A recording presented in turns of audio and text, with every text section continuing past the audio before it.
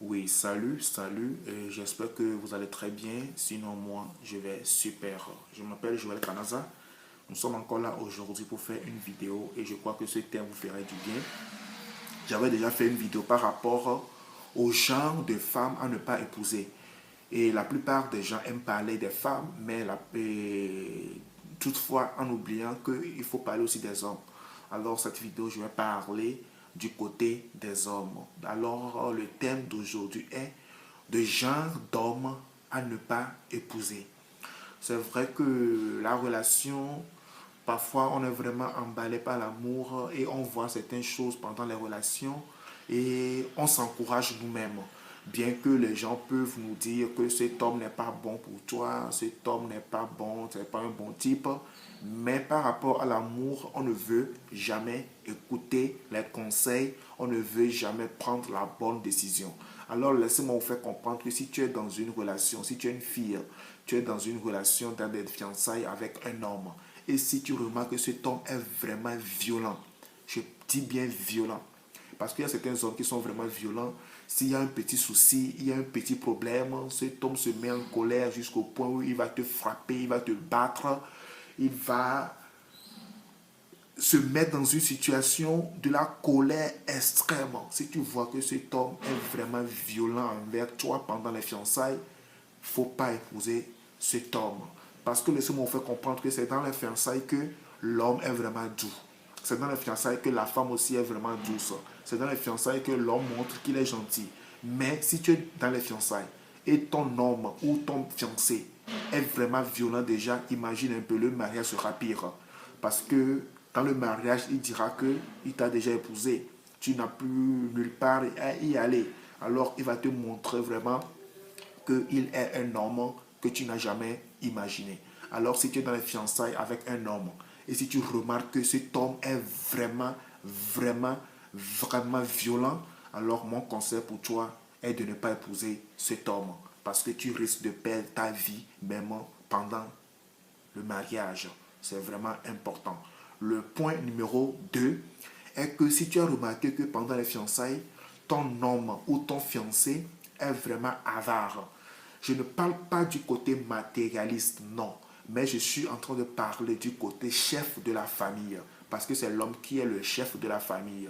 Pourquoi je suis en train de dire ça? Parce que certaines personnes, pendant les fiançailles, l'homme ne veut même pas utiliser un franc pour faire plaisir à sa fiancée. L'homme ne veut pas faire du plaisir à sa fiancée. Par exemple, au moins faire une petite sortie que tu peux utiliser peut-être 2 dollars, peut-être pour faire plaisir à ta fiancée. Il n'a jamais fait ça peut-être. Ou peut-être tu es sa fiancée, tu fais ton anniversaire. Cet homme ne t'a même envoyé un petit cadeau ou ne t'a donné un petit cadeau. Je ne parle pas d'un grand cadeau, le fait de t'acheter une moto, une voiture. Non, je ne parle pas de ça. Même si c'est un petit bonbon qu'il t'a donné, c'est déjà un cadeau. Alors, il y a certains hommes qui ne savent pas faire ça, qui ne veulent même pas donner un franc. Je ne dis pas de donner l'argent pendant les fiançailles, non. Mais il y a certaines choses qui démontrent vraiment que cet homme est capable de prendre soin de toi dans le mariage. C'est des signes que tu peux toutefois constater pendant les fiançailles.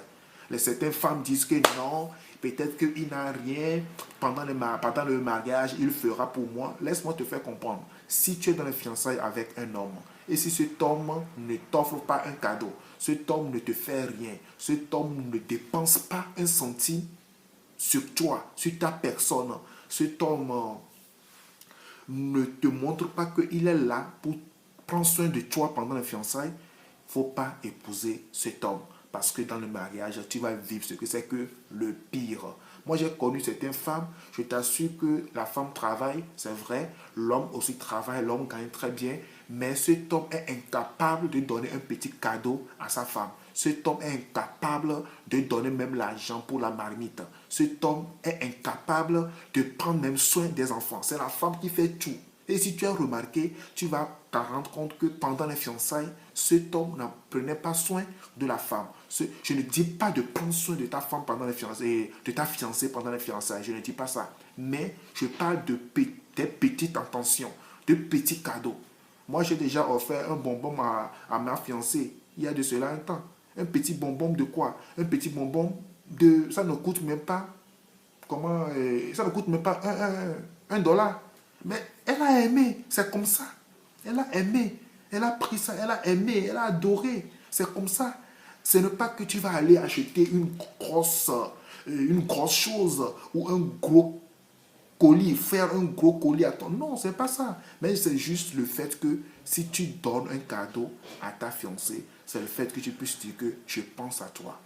Ou c'est le fait que tu puisses dire que en venant, j'ai trouvé ça, j'ai aimé et je t'ai offert cela. Ça donne la joie à la femme. Alors si tu remarques que pendant les fiançailles, ton fiancé est vraiment avare. Il ne veut même pas faire sortir un centime de son argent pour te faire du bien. Il faut savoir que cet homme n'est pas bon et ne sera jamais un bon mari.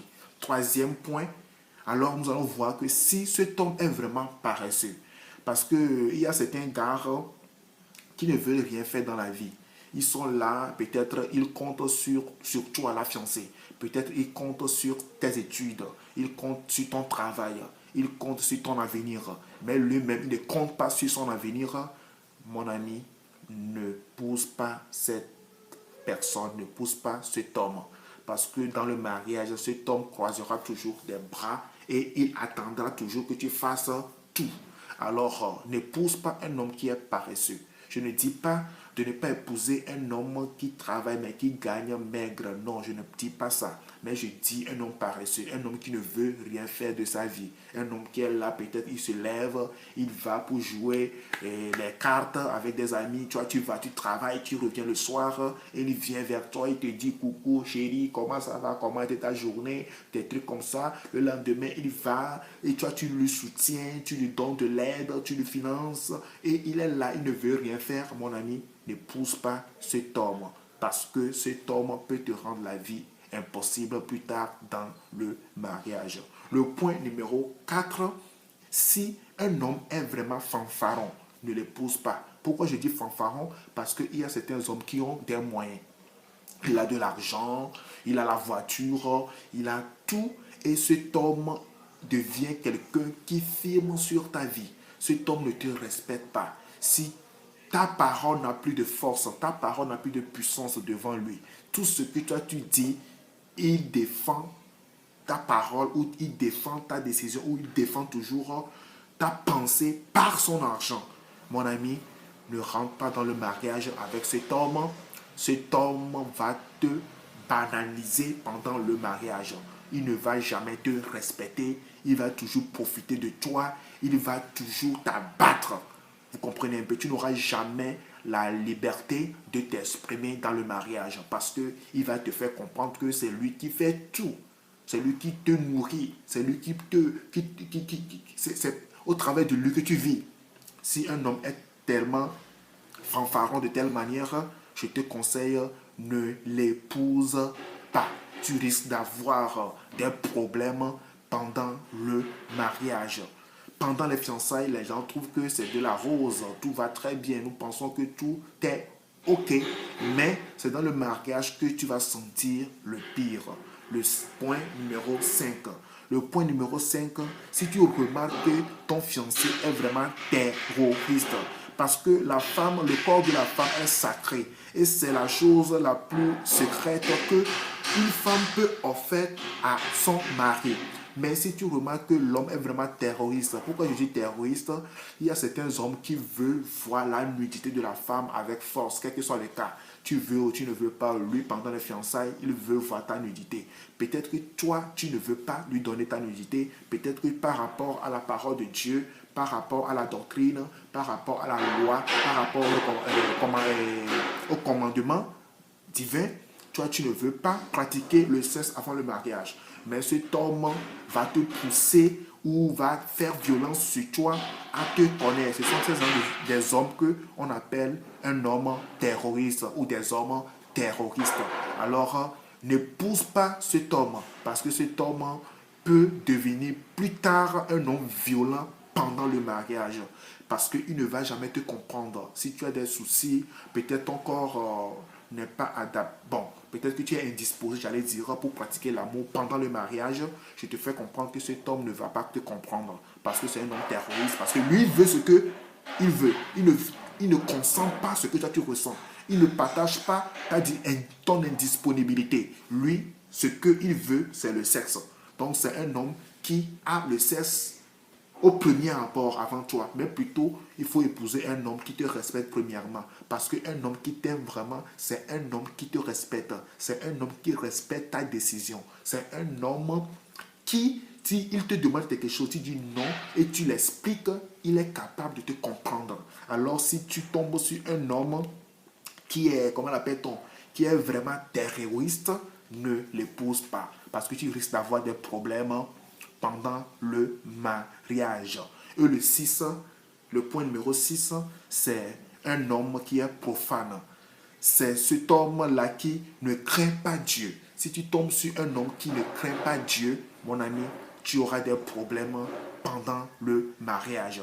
Il y a certaines catégories de femmes ou de filles qui disent que non, mon mec, il n'est pas un chrétien.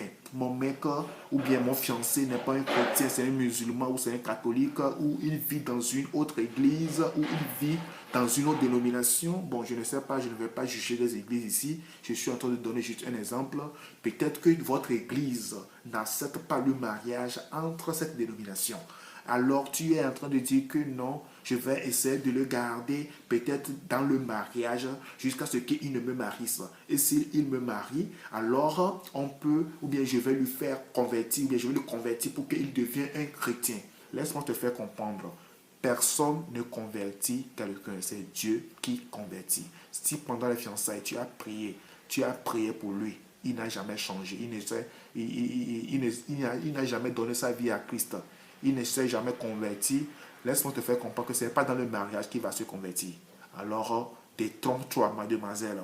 Si l'homme ne craint pas le Seigneur, si cet homme n'a pas les critères d'un enfant de Dieu, si cet homme ne t'aide pas à évoluer sur le chemin du christianisme, alors mon ami, n'épouse pas cet homme. Parce que cet homme, il est probablement,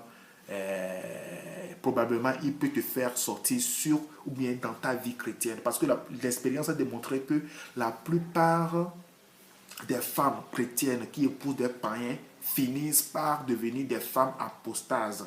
Vous comprenez un peu?